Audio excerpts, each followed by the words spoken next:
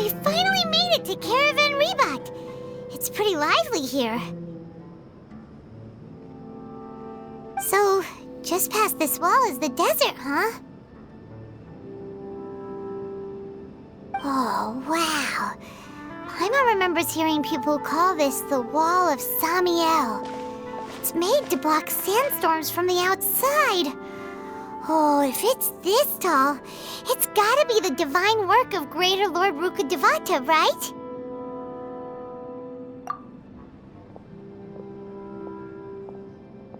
Enough gawking. Come on, follow me. Huh? Over here.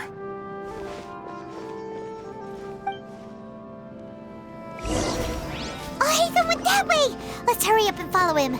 Wonder what he's up to.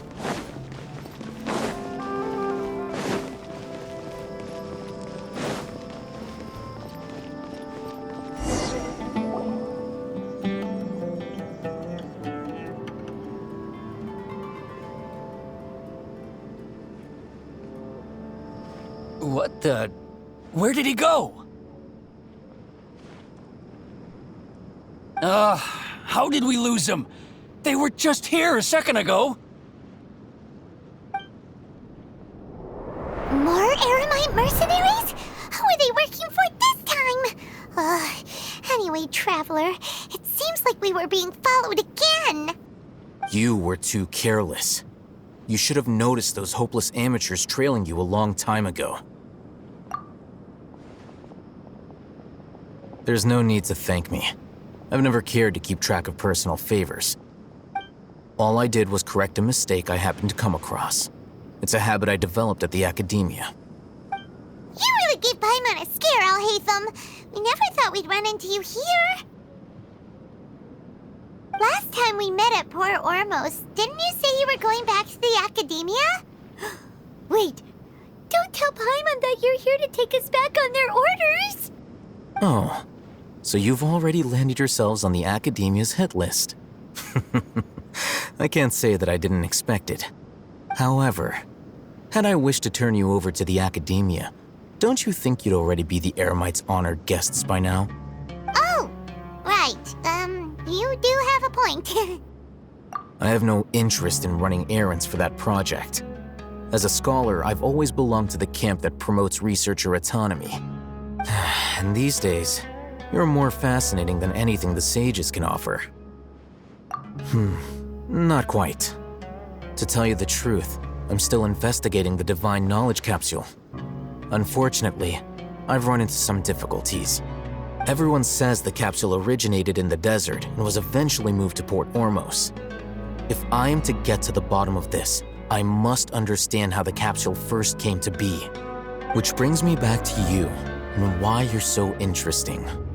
The leader of Ain al-Ahmar used the Divine Knowledge Capsule right in front of you, and upon seeing him, your expression became perplexed, and you were lost in thought for quite some time.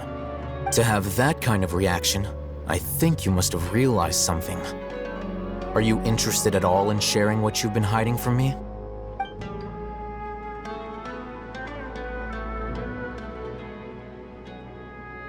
Alhaitham, you really have a ridiculous eye for detail.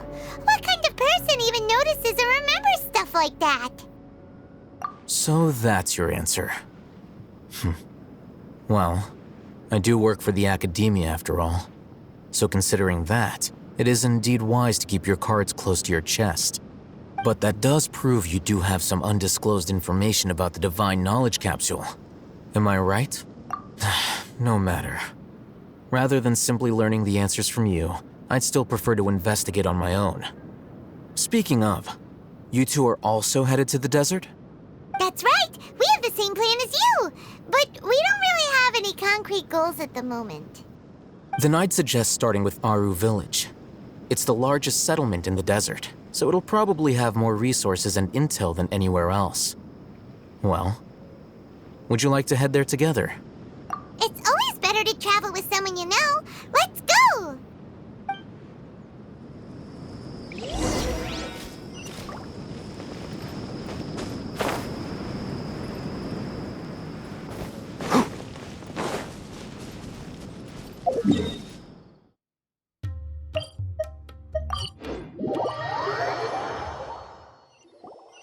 Before us lies Aru Village, the safe haven of the desert folk. Whoa, this landscape is really something else. What a cool place! Let's go check it out!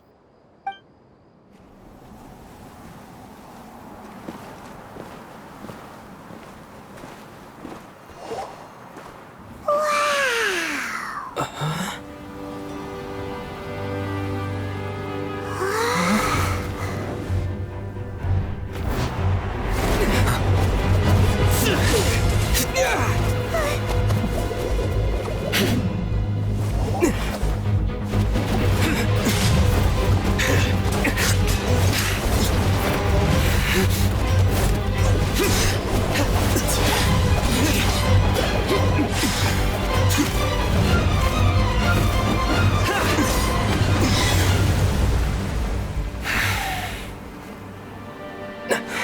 Cyno.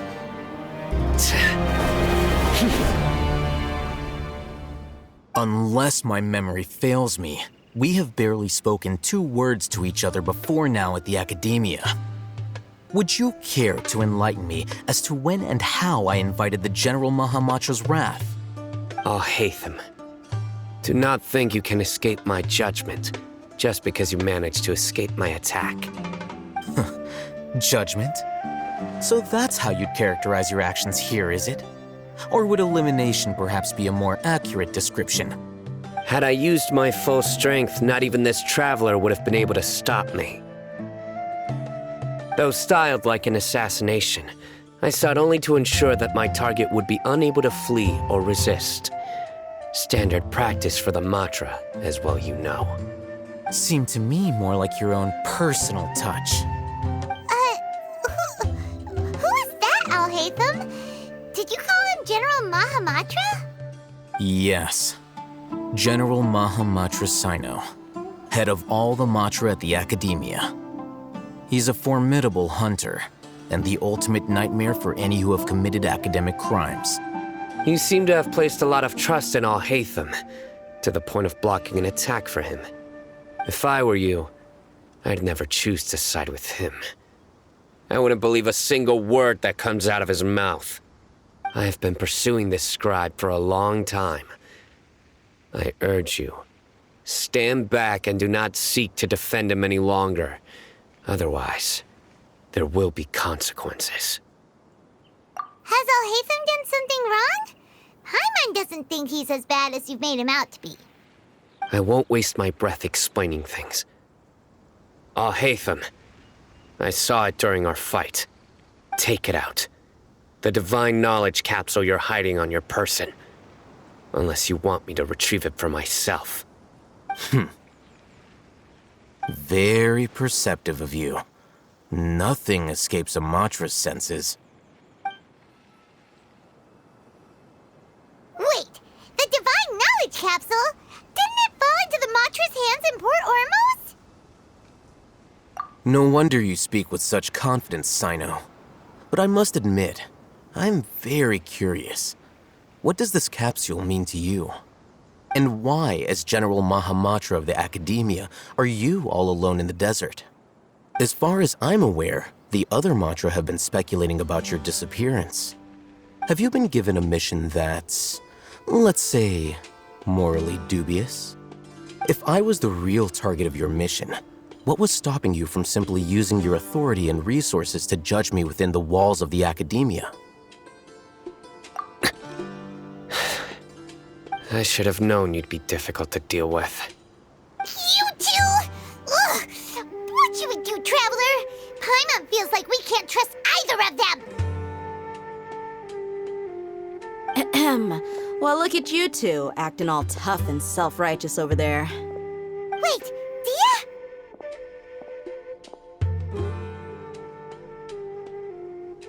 Great! Finally someone that we can trust! You gotta help us out here, otherwise these two are gonna start fighting again! Yeah, sure looks that way. 2 giants from the Academia duking it out once and for all. Not something you get to see every day, that's for sure. Listen, I know you academic types love to fill up your big brains with self-righteous morality and lord your empty rules and virtues over each other. But how dare you bring your petty disputes into the safe haven of Aru Village? It seems like someone's gonna have to beat some sense into your thick skulls until you finally learn to respect these grounds.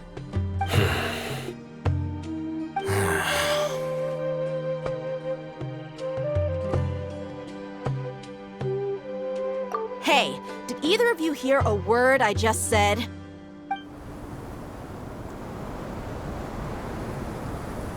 Whoa, what's going on? The wind's so strong. Is this a sandstorm? Paimon's gonna get blown away. Another sandstorm? What's up with these recently? Hey! All of you, over here, quickly! We have to take cover! Someone's calling for us. Oh, this wind is too strong. Let's get over there. That sounded like Candace.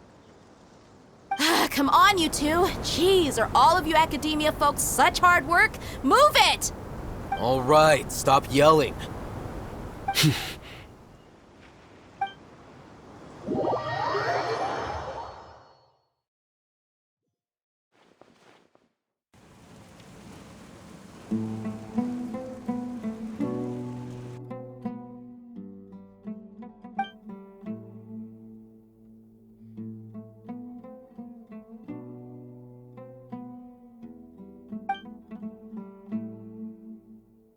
Well, this is pretty awkward. Hey, wanna play sardines with 3 people who wanna tear each other limb from limb? Sure, why not? Sounds fun. The air is so thick and heavy. Paimon can hardly keep floating anymore. My sincere apologies, everyone. This is the home of our village chief. I will have to ask you to make do with this small room until the sandstorm dies down. Please, let me introduce myself. I am Candace, protector of Aru Village. Our savior has come at last! Nice to meet you, Candace. The name's Paimon. Thank you so much for helping us. There's no need to thank me. It's only right to help each other when the weather gets rough. Wow, she's so gentle and caring, like a nice older sister. Unlike those guys over there. All right, now that we're all better acquainted, we should return to the topic at hand. As a guardian charged with the responsibility to protect my fellow villagers from harm, I was observing your conflict from afar, even before the sandstorm started. And now that you have set foot within our village itself, it is all the more my responsibility to make absolutely sure that you pose no threat whatsoever to us. So please, have an honest and sincere conversation with one another and put your hostile feelings to rest. If anyone dares to start anything again while they are under this roof, I will not hesitate to send them out for some quality time with the creatures of the sandstorm.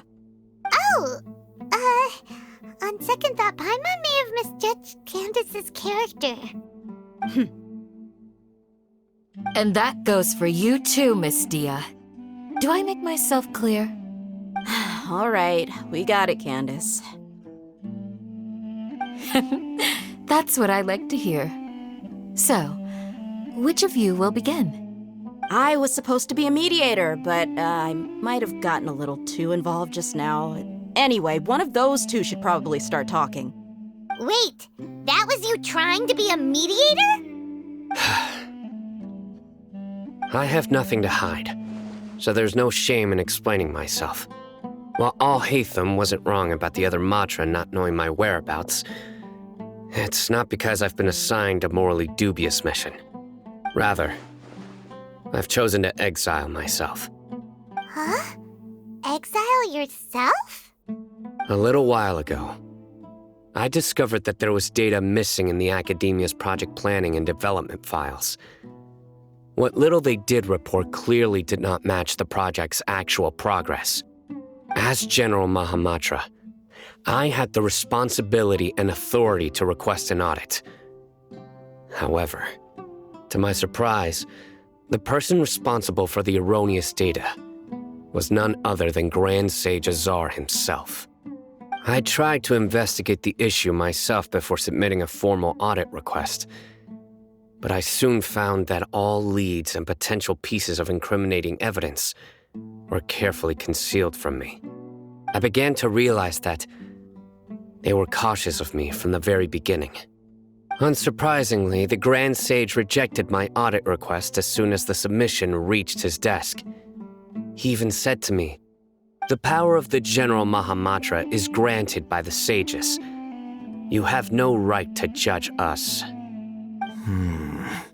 So they really are up to no good. I realized then that to the Grand Sage, the Matra are nothing more than tools for the sages to assert and maintain their control over knowledge. The vows that we took, the principles that we strive to uphold, they are meaningless to the academia of today. I believed it would be wise to flee the academia before the sages had a chance to take action against me. This way, they can no longer see nor predict my actions. I will never give up on this investigation. There's no need for someone else to give me power or authority. Once I find the truth, I will administer judgment by my own name. Cyno seems to have the same goal as us. We're all investigating the sages. Plus, now that he's no longer the General Mahamatra, he somehow feels a lot less scary. Well, Cyno, if that's your story, then why did you see Alhaitham as a target? When I was investigating the matter in the academia, I overheard a conversation between Alhaitham and a sage. The sages asked you to investigate a blonde-haired traveler. Do you dispute this, Alhaitham? What? Like many parts of the project, this assignment was undocumented. Now throw in your suspicious behavior with the Divine Knowledge Capsule, and I think we deserve an explanation.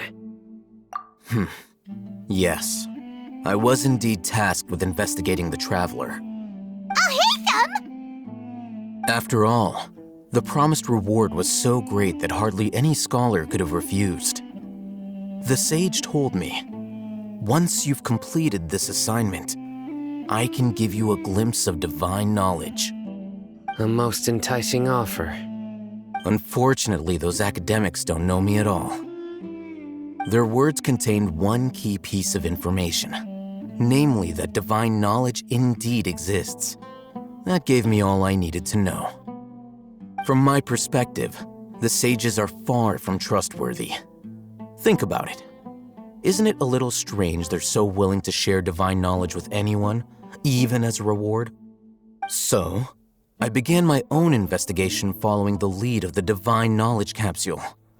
In the end, I realized my wisdom in committing to this rather than collaborating with the sages.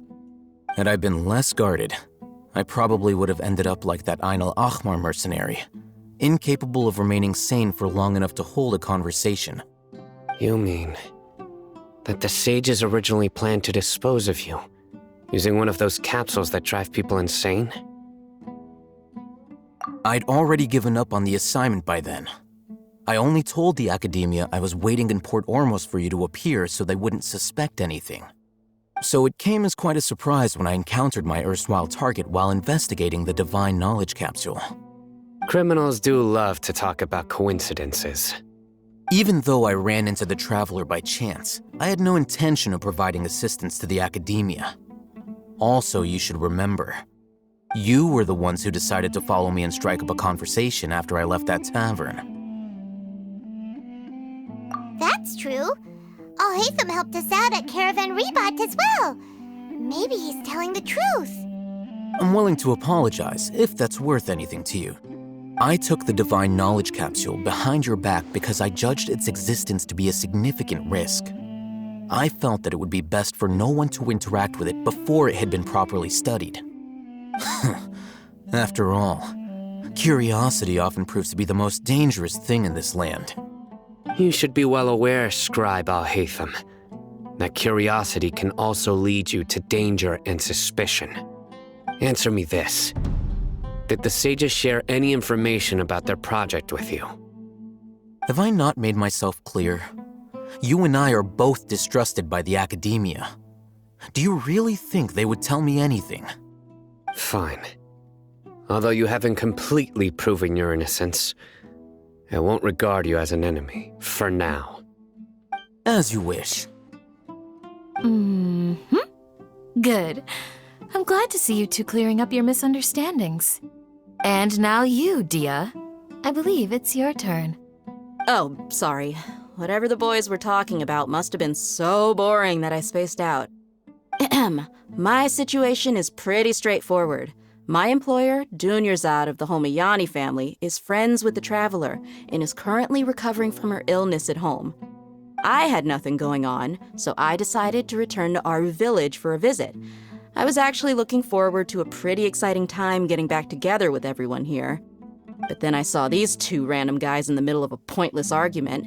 It ticked me off, and things went downhill from there. Is that all? Well, I will admit that definitely sounds like your style. In that case, welcome back, Dia. That's more like it. I missed you all so much, Candace.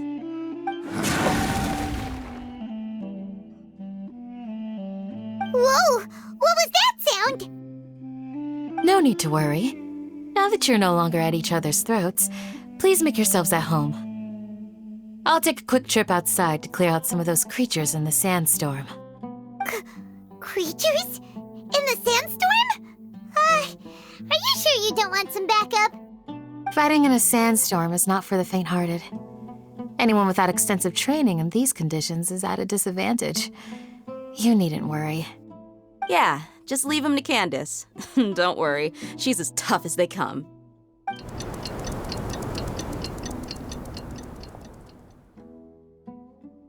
The wind's died down. That means the sandstorm's over, right? Candace still isn't back yet, though. Is she alright? Maybe we should go out and check on her. When you put it that way, even I'm starting to feel a little worried. All right, let's go. We've been here long enough, and the boys are as chatty as the floor.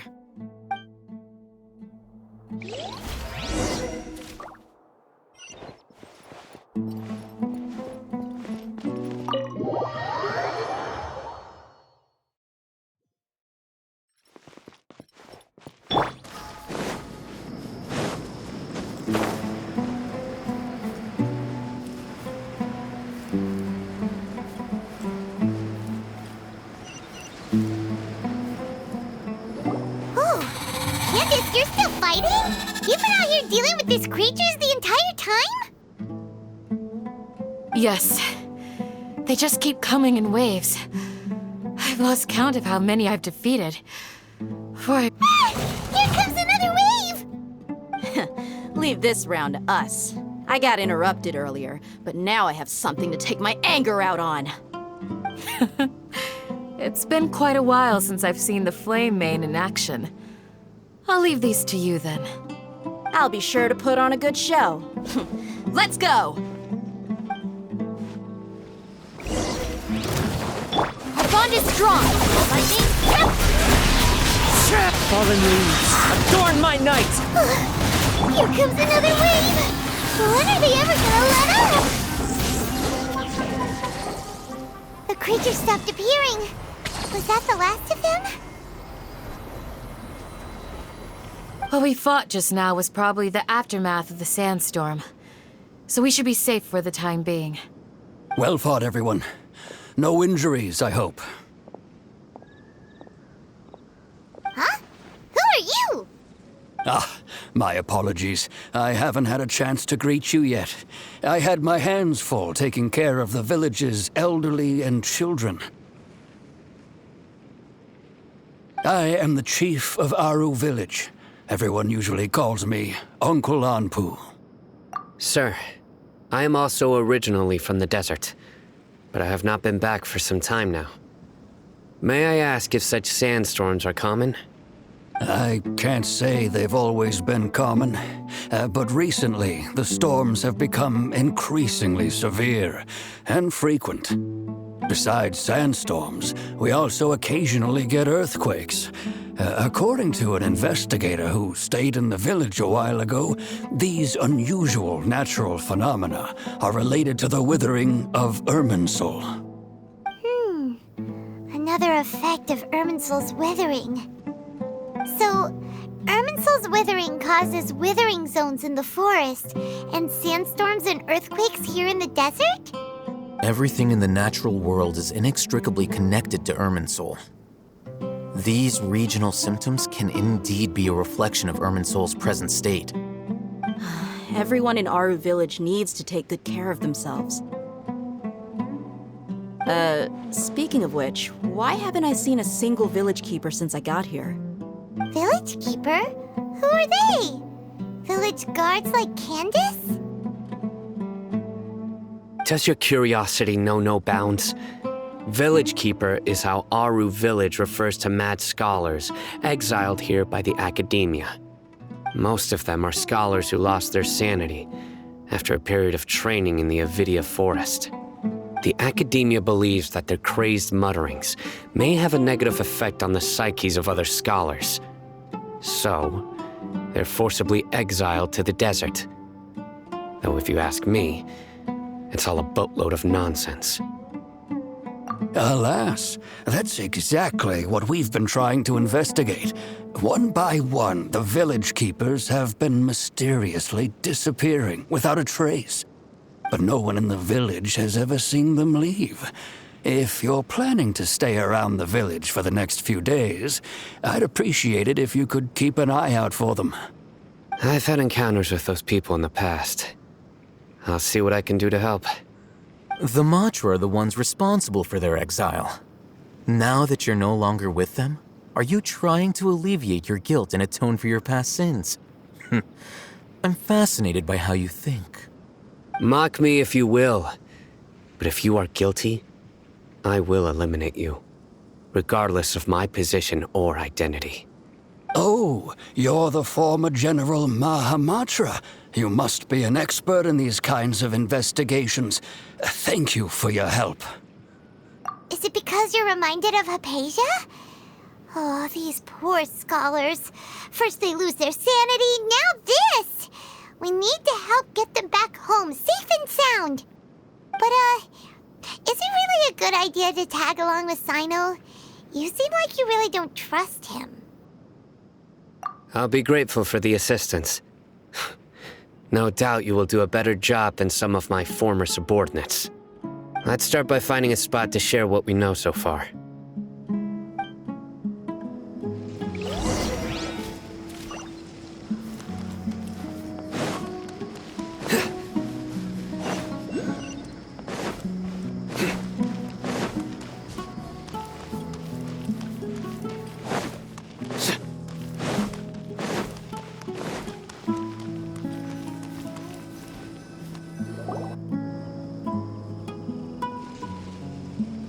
Although I've sent myself into exile, I'm still doing essentially the same things as before. Do you still have any questions for me before we start our investigation? One of my former subordinates told me that this title has its origins in a strange incident. The Academia has long exiled mad scholars to Aru Village. A mysterious phenomenon exists here. When mad scholars first arrive, they are as incoherent and deranged as before. But after spending some time here, they invariably begin to calm down. Initially, the people of Aru Village greatly resented having to take in the mad scholars. But a strange incident one night changed that. Aru Village was struck by the strongest earthquake in living memory. Seeing buildings on the verge of collapse all around him, the then chief of the village was preparing to take everyone to safety. Suddenly, he noticed a mad scholar crouching in a corner, caressing the ground with his hands. A soft, green light radiated from him, like a divine glow against the backdrop of night. Despite the powerful tremors that ripped through the ground that night, all the houses remained upright. almost as if they had grown roots reaching deep into the ground. In the end, not a single building collapsed, and no one was hurt. After that, the people of Aru village treated the mad scholars with greater kindness, and began to refer to them as the village keepers. The soft green light? A mad scholar protecting Aru village? What do you make of it, traveler? Paimon thinks so too. Actually, Cyno, do you know if any of the mad scholars continued to wear their Akasha terminals at Aru village? In theory, they would continue wearing them so the academia could still monitor their activities. With that said, the main Akasha system would no longer have any interaction with them. Oh, no wonder! Everything makes sense then! Add in the fact that they calmed down, it was probably Nahida who calmed them. If you are able to draw a conclusion from this one story alone, then it appears you possess much more information than I do. So, what do you make of the story? Really? Lesser Lord Kusanali. What? You don't believe us? Lesser Lord Kusanali was definitely using the Akasha to give her power to the mad scholars! No, it's not so much that I don't believe you. I'm just struck by your reasoning. Lesser Lord Kusanali, the current Dendro Archon, is she really active in Sumeru? The Academia has always placed far greater importance on the late Greater Lord Rukkhadevata. They've more or less ignored Lesser Lord Kusanali, and I've never had any reason to doubt their views. In addition, I've never heard any stories about Lesser Lord Kusanali and her deeds. To me, she might as well have been a god that never existed. No way! Nahida definitely exists! She's a... How should Paimon put it? She's a good Archon who's kind and wise, even if she says weird stuff sometimes. I've spent many years interrogating criminals, so I can easily tell when someone is lying. Good! Then you should know that we're telling the truth! That look in your eyes. I've never seen that from a liar. You two really must have met Lesser Lord Kusanali. How can this be? To think, our Archon has been amongst us this entire time. Alright, now it's our turn to put our skills to good use for this investigation. But easier said than done, especially since we don't have any leads. Maybe we can start by knocking on some doors. Excuse me, are you here to help me find my grandpa? Huh? Who are you? By the sounds of it, a resident of this village. My name is Isak. You'll help me find my grandpa, right? Is your grandpa a mad scholar? Hey, don't say that. Grandpa is just Grandpa. Why do you have to call him that? It's not like he's a bad person or anything. The person you're referring to is not a local, yet you are. Why do you call him Grandpa? Grandpa is just Grandpa. He's my family. I heard everything you said to the village chief. Please, you gotta take me with you. I want to find my grandpa. I swear I'll help. I won't be a nuisance. Ah, so you're the one who was eavesdropping on us around the village chief's house. I was planning to go out and take care of whoever it was, but I had a vague feeling that they didn't harbor any ill intent. Whoa. Ethan wasn't kidding about Matra having sharp senses. Cyno, he's just a kid. All he wants is to find his grandpa. Let's find a way to help him. Sorry. I was only listening in because I wanted to know where Grandpa went. Honest. If you don't believe me, you can ask Miss Candace. All right. But first, let's confirm the facts with Candace.